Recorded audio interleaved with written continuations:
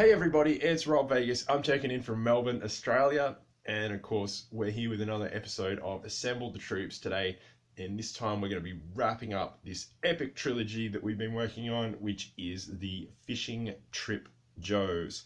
Of course, some very curiously designed figures that came out in 1993 that did not perhaps look like they were ready for combat, but ready for the holidays. And we've got the holiday season coming up, being December here, so bring that on. Can't wait for some time off, which is what these guys are all about. Today we're going to be looking at Cross Country from 1993, who is one of these infamous Fishing Trip Joes. We're going to head on over to the Rob Vegas Technology Centre and check him out. Just before we get to that, of course, we are hoping to expand this exciting three-parter into a four-parter in the future, as there is 1993 Bazooka out there who would certainly not look amiss on this fishing trip. But that's a story for another day. So let's head on over to the Rob Vegas Technology Centre and check him out. Cross-country time. Let's roll. Okay, so we made it on over to the Rob Vegas Technology Centre, and this is where all the action is at, be it fishing trip or otherwise. And the man of the moment, of course, for today is Cross Country. And as I have alluded to in the previous videos in this exciting series of Fishing Trip Joes, they look like they're going for a fishing trip. Like, seriously, they're like, you guys can handle all the battle stuff and the Cobras and the Destro and the Headhunter and his Stormtroopers and all that stuff with the DEF, whatever. We're just going to chill out, hop in a boat, get a esky or a cooler.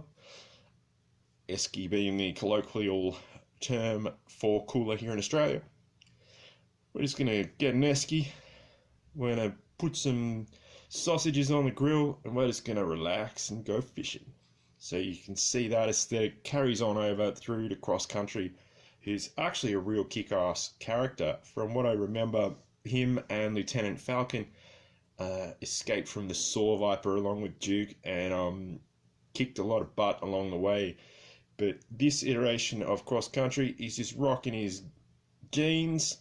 He's got some pouches of tools, probably, and bait, probably in that one for the fishing trip.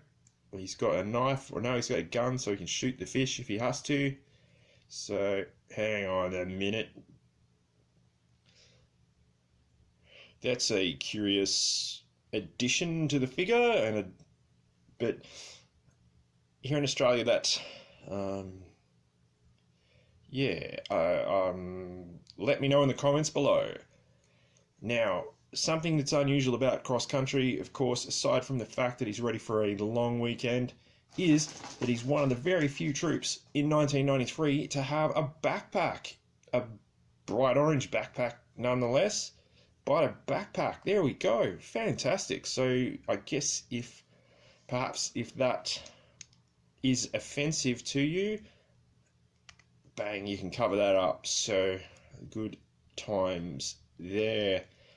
Oh, it did fall off. Now, Cross Country came with basic bog standard stuff for 1993, which means, of course, the same old weapons back again. So all this same stuff, you know the drill. One of these knives, so they probably use that to, I guess, is it gutting the fish? I don't know much about fishing. I don't know.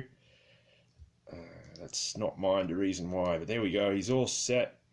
He's probably got a couple of cold cans in the backpack, and he's ready for fishing action. They should have just packed these guys, instead of a weapons tree, a fishing accessories tree, like, you know, a rod, a fold-up seat, and things like that. But, you know, I love them. They're all great. It's all G.I. Joe, so it's all good.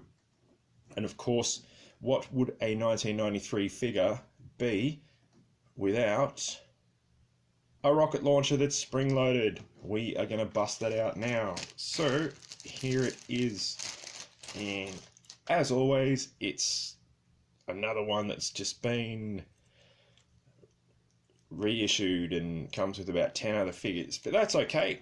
Let's check out the spring on it. It's got Black Rocket, and 5, 4, 3, 2, 1. There we go. It still works, so fantastic, and it's got a bit of punch to it, so good times. But there we have it. It's cross country. It's 1993.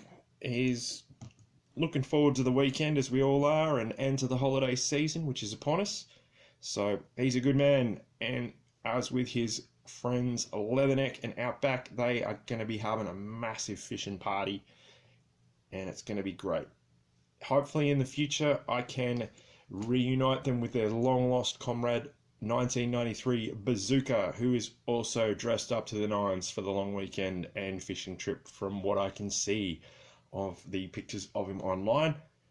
At the moment, just looking at prices for a 1993 Bazooka on eBay, they are quite prohibitive. So, oh dear, I've not yet secured one, but hope to very soon. So for now, that brings us to the end of our Fishing Trip Joe trilogy. I hope you have enjoyed it, and I hope you all look forward to a potential part 4 and a quadrilogy and maybe a few fishing trip adventures with this team in the future, as I have my fingers crossed that's going to be happening soon. Anyway, thanks for watching. Did you have these guys in the 1990s? What did you think? And yeah, let me know in the comments below. Like and subscribe, you know the drill, and I hope we can all get ourselves off to that fishing trip in the future as well. So thanks for watching. Cheers everyone, and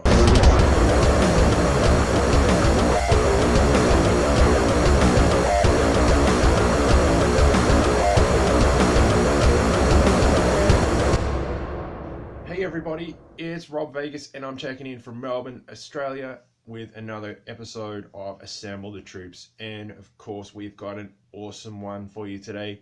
We're going to be wrapping up our trilogy of the Fishing Trip Joes. Jesus.